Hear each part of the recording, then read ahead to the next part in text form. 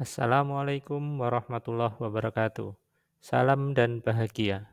Perkenalkan, saya Arif Jatmiko, guru SMP Negeri 1 Bulukerto, calon guru penggerak angkatan 10, akan memaparkan tentang rancangan tindakan perubahan berdasarkan tahapan Bagja sebagai demonstrasi kontekstual modul 1.3 Pendidikan Guru Penggerak.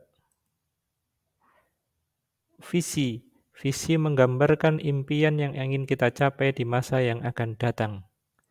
Visi sebagai guru penggerak mewujudkan murid yang beriman, bertakwa, cerdas, mandiri, kreatif, kolaboratif, dan berbudi pekerti mulia. Untuk mewujudkan visi tersebut, maka perlu disusun prakarsa perubahan berdasarkan tahapan ATAP atau ATAP. A. Awal atau aset. Kita mengidentifikasi kekuatan atau potensi yang dimiliki oleh kita sendiri, sekolah, ataupun murid. Kemudian T, tantangan. Tantangan yang perlu dilampaui untuk mewujudkan harapan atau visi tersebut. Yang ketiga adalah A, aksi, merupakan kontribusi individu untuk mewujudkan visi atau harapan tersebut. Yang terakhir adalah P, ada pembelajaran atau kebiasaan yang diharapkan muncul dari prakarsa perubahan tersebut.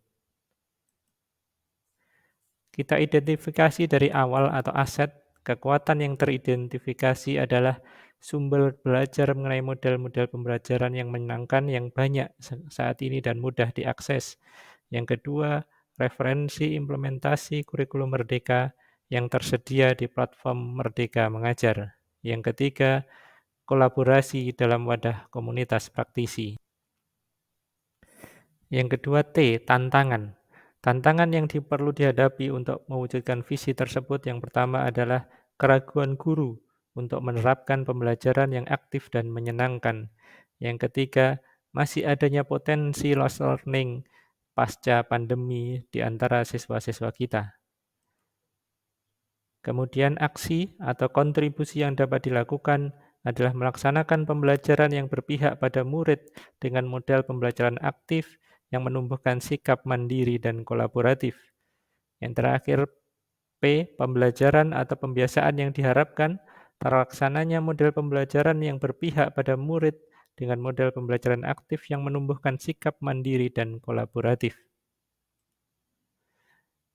Dari analisis menggunakan metode ATAP tadi, muncul satu prakarsa perubahan dari visi, yaitu mewujudkan murid yang mandiri dan kolaboratif. Selanjutnya, dari prakarsa perubahan mewujudkan murid yang mandiri dan kolaboratif, kita susun tahapan-tahapan untuk melaksanakan untuk pencapaian visi tersebut, yaitu dengan tahapan Bagja. B, buat pertanyaan. Kemudian A, ambil pelajaran. G, gali mimpi. C, jabarkan rencana. Dan A, atur eksekusi. Tahapan pertama adalah tahapan B, buat pertanyaan. Apa yang harus dilakukan untuk mewujudkan murid yang mandiri dan kolaboratif?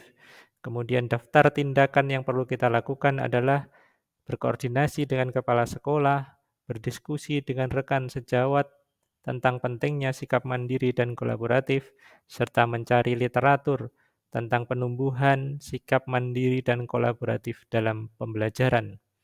Yang kedua adalah A, ambil pelajaran atau discover.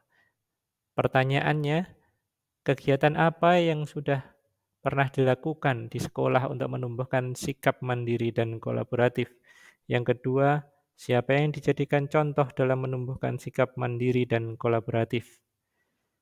Maka tindakan yang perlu dilakukan untuk menjawab pertanyaan tersebut adalah berdiskusi dengan rekan sejawat tentang pembelajaran yang telah dilaksanakan. Yang kedua, mencari contoh dari sekolah lain yang sudah berhasil melaksanakan pembelajaran yang menumbuhkan sikap mandiri dan kolaboratif. Selanjutnya adalah langkah G, gali mimpi. Pertanyaan yang muncul adalah kondisi apa yang ingin diwujudkan melalui kegiatan ini. Yang kedua, sikap baru apa yang ingin diwujudkan melalui program ini. Yang perlu dilakukan untuk menjawab pertanyaan tersebut adalah membuat gambaran situasi pembelajaran setelah tumbuh sikap yang diinginkan. Yang kedua adalah membuat gambaran strategi alternatif untuk pengembangan lainnya. Langkah selanjutnya adalah J, jabarkan ide. Di sini muncul pertanyaan, apa langkah awal untuk mewujudkan sikap mandiri dan kreatif? Yang kedua, apa saja yang dapat diwujudkan untuk mewujudkan sikap mandiri dan kreatif? Yang ketiga, bagaimana mengukur capaian sikap mandiri dan kreatif? Hal-hal yang perlu dilakukan untuk menjawab pertanyaan tersebut adalah menyusun daftar langkah yang harus dilakukan untuk mewujudkan sikap mandiri dan kreatif. Yang kedua, menentukan tahapan dan waktu untuk mewujudkan sikap mandiri dan kreatif. Yang ketiga, menentukan parameter keberhasilan menumbuhkan sikap mandiri dan kreatif. Langkah terakhir adalah dengan atur eksekusi. Pertanyaan yang muncul ada, siapa yang bisa memantau dan mengarahkan program ini? Yang kedua, siapa saja yang bisa dilibatkan mewujudkan program ini? Langkah yang perlu dilakukan untuk menjawab pertanyaan tersebut adalah menentukan tim pengarah dan pemantau program. Yang kedua, menentukan aktor yang terlibat. Yang ketiga, merancang skenario atau timeline program kegiatan ini. Demikian paparan dari kami terkait dengan prakarsa perubahan atas visi yang ingin kami wujudkan. Terima kasih.